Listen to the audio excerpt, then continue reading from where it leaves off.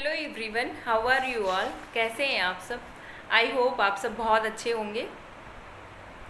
तो चलिए आज आज मैं आप लोगों के बीच में भारतीय दंड संहिता की धारा 304 खा 304 बी लेके आई हूँ। तो समझते हैं कि ये धारा हमें क्या बताती है। एक्चुअल में मैं आपको समझा देती हूँ पहले। इस धारा के अंतर्गत कोई भी महिला जिसका विवाह 7 वर्ष हो गया है, जिसका विवाह 7 वर्ष के अंदर है और उसकी मृत्यु हो जाती है किसी अप्राकृतिक कारण से, अननेचुरल डेथ अगर किसी महिला की हो जाती है शादी के विवाह के 7 वर्ष के अंदर, तो वह दहेज मृत्यु में आता है।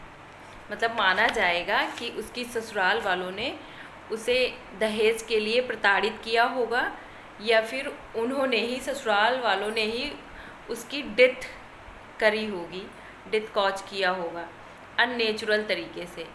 तो वहाँ पे सारे एविडेंस इकट्ठा किए जाएंगे और पता किया जाएगा कि इस महिला की मृत्यु किस तरह से हुई है। तो चलिए पहले हम आपको डीपली समझाते हैं। पहले परिभाषा देखते हैं कि हमारी भारतीय दंड संहिता 1860 हमें क्या बताती है।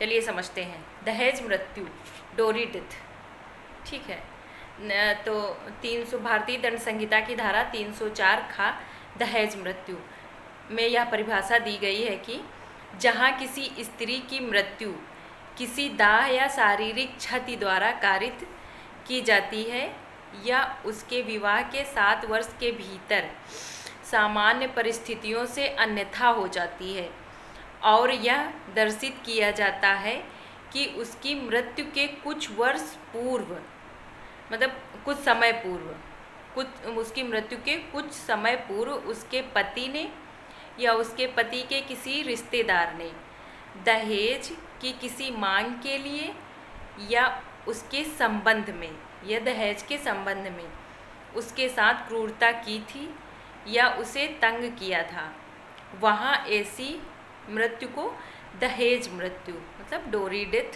कहा जाएगा।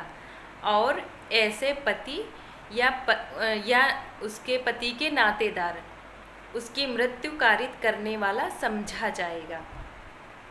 मतलब ये है कि किसी महिला की मृत्यु हुई हो और उसके कुछ समय पहले या लगातार जब मृत्यु हुई है उस समय के पूर्व से कंटिन्यू उसे दहेज की डिमांड करी जा रही हो, उससे दहेज की मांग करी जा रही हो, और माना जाएगा अगर उसकी डेथ हो जाती है अननेचुरल तरीके से, मतलब उसको जला दिया जाता है, उसको फांसी लटका दिया जाता है या फिर वो खुद ही फांसी लटका लेती है, खुद को हैंगिंग कर देती है, या फिर कोई और दूसरा कारण जो अननेचुरल समझ में आता हो, वो तो जब सारे एविडेंस इकट्ठा किए जाएंगे, पता किया जाएगा, तो खुद ही लगेगा कि ये डेथ नेचुरल है या अननेचुरल है।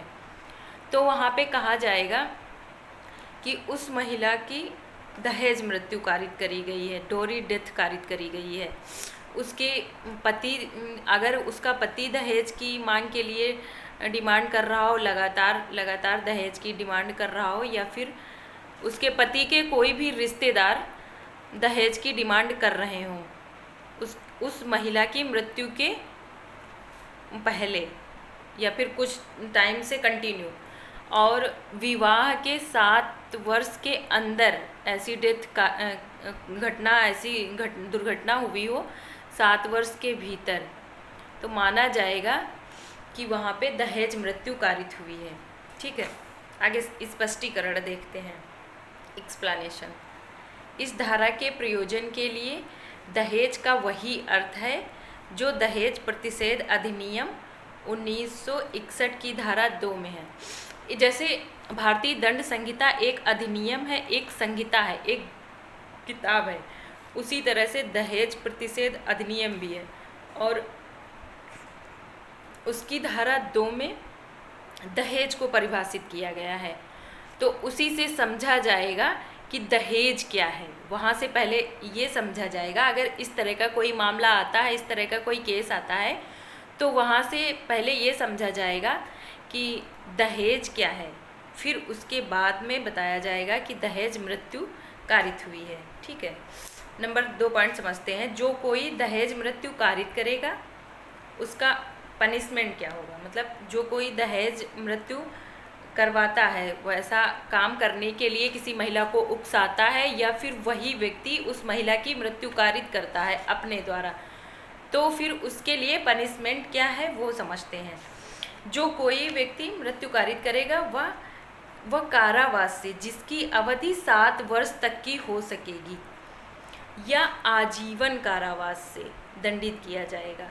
कारावास जो कि 7 वर्ष से कम का नहीं होगा और आजीवन कारावास तक का हो सकेगा।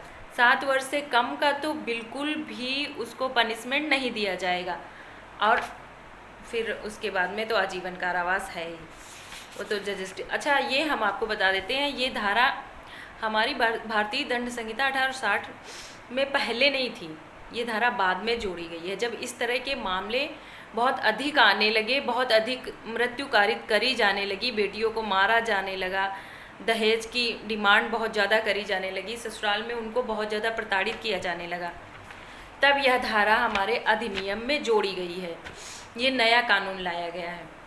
तो यह धारा जो है 1986 में जोड़ी गई थी। यह दहेज प्रतिषेध अधिनियम 1986 की धारा 10 द्वारा 19/11/1986 में यह धारा जोड़ी गई थी। 1986 में 11 महीना 11 था, मतलब नवंबर का महीना था, और 19 तारीख थी जब यह धारा हमारे अधिनियम में जोड़ी गई थी।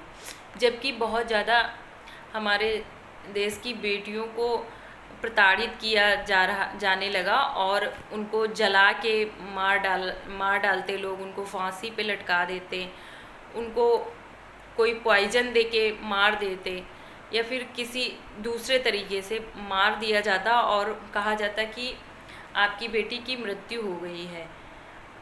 इस तरह के बहुत सारे केसेस हो। देखिए हमारे समाज में कितना ये निंदनीय काम हो रहा है। एक लड़की जो अपना सब कुछ छोड़ के ससुराल जाती है और वहाँ एडजस्ट करती है, एक नई जगह पे जाना, एडजस्ट करना, ये बहुत मुश्किल काम होता है। मतलब जैसे कोई पौधा है और वो अपनी आधी एज तक पहुंच चुका है या फिर बहुत ज़्यादा परिपक्व हो चुका है वो प्लांट, और आपने उसको एक जगह पे लगाया हुआ है, फिर उस पौधे को आप निकालेंगे ज़मीन से और उसको दूसरी जगह प्रत्यारोपित करेंगे, तो उसको ग्रो होने में थोड़ा सा इन्वायरमेंट उसको एडजस्ट करने में टाइम तो लगेगा ना। इन सब चीज़ों में उनको टाइम लगता है। तो होता ये है कि ससुराल वाले सोचते हैं कि ये इतना कम एज की लड़की ले जाके लोग सोचते हैं कि हम कोई दादी माँ लेके आए हैं जिसे सारी चीज़ों का ज्ञान होगा, और ये नहीं समझते हैं कि ये एक लड़की है, हो सकता है कि इसके घर पे इतनी जिम्मेदारियां उस पर ना डाली गई हों। सबकी फैमिली का अलग अलग इन्वायरमेंट होता है, तो वहाँ जाके वो सब कुछ निभाती है, सब कुछ करती है। उससे उम्मीद करी जाती है कि वो एक 60 साल की दादी के जैसा व्यवहार करे, काम करे, उतनी जिम्मेदारियों को समझे, जबकि उसे भी थोड़ा सा एडजस्ट होने का टाइम देना चाहिए। इस वजह से जब ये बहुत अधिक घटनाएं होने लगी जो कि अत्यधिक निंदनीय हैं, किसी की जान लेना बहुत निंदनीय काम है। जो अपना घर परिवार, अपने रिश्ते नाते सब कुछ छोड़ के आपके घर आई है, तो वहाँ पे इस तरह का उसको डेथ कारित करना ये बहुत अधिक निंदनीय है। ये बहुत घृणित अपराध है जो कि घटित होने लगा। तो फिर ये धारा हमारे अधिनियम में जोड़ी गई कि चलो ठीक है, अगर लोग थोड़ा सा अवेयर होंगे इस कानून से, डर के ही कि ये इतना स्ट्रिक्ट है धारा, इससे डर के ही कुछ परसेंटेज तो कम होगा ना, हमारी बेटियों को कम डेथ कारित करी जाएगी, कम मारा जाएगा। तो यही समस्याएं हैं। आगे समझते हैं। कुछ केसेस भी हैं, जैसे उसका अब हम बहुत ज़्यादा अगर आपको डीपली समझाएंगे तो ये वीडियो भी बहुत लंबा हो जाएगा, लेकिन केसेस के नाम हम बता देते हैं। भातेरी देवी बनाम राज्य बनाम स्टेट हरियाणा राज्य था। तो ये केस आया था आपका 2011 में। दूसरा केस आया था ये तुमला Venkateswara Rao versus state of Andhra Pradesh, ये 2014 में आया था। तो बहुत इस तरह के बहुत सारे केसेस हैं जो कि आते रहते हैं बीच बीच में। डिसीजन भी थोड़ा सा केस को पॉइंट मान के, कैसी परिस्थितियाँ थी, क्या था उस टाइम का माहौल, तो उस अकॉर्डिंग जजेस अपनी सूझबूझ से, अपनी समझ से डिसीजन देते हैं। पर ये कार्य बहुत ही ज़्यादा निंदनीय है, जो कि नहीं होना चाहिए। हर एक इंसान को जीने का अधिकार है। तौर तरीके अलग हो सकते हैं, हो सकता है वो अलग माहौल में बड़ी हुई हो तो उसको चीज़ें ना पता हो, समझानी चाहिए, बतानी चाहिए। और लड़कियों को भी इतनी जल्दी से सर्वाइव करने में तो टाइम लगता है ना, गिव अप नहीं कर देना चाहिए तुरंत ही कि चलो ठीक है हम अपना जीवन ही ख़त्म कर लेते हैं। इस तरह की बात को सोचना ये बहुत नीचता है। और आत्महत्या करना भी एक अपराध है। तो ना खुद से इस तरह के काम करें, अगर दूसरा कर रहा है तो उनको तो कानून दंडित करेगा ही। तो चलिए ख़त्म करते हैं इस वीडियो को। Thanks for watching me. Hit bell icon and subscribe my channel. जय हिंद, जय भारत।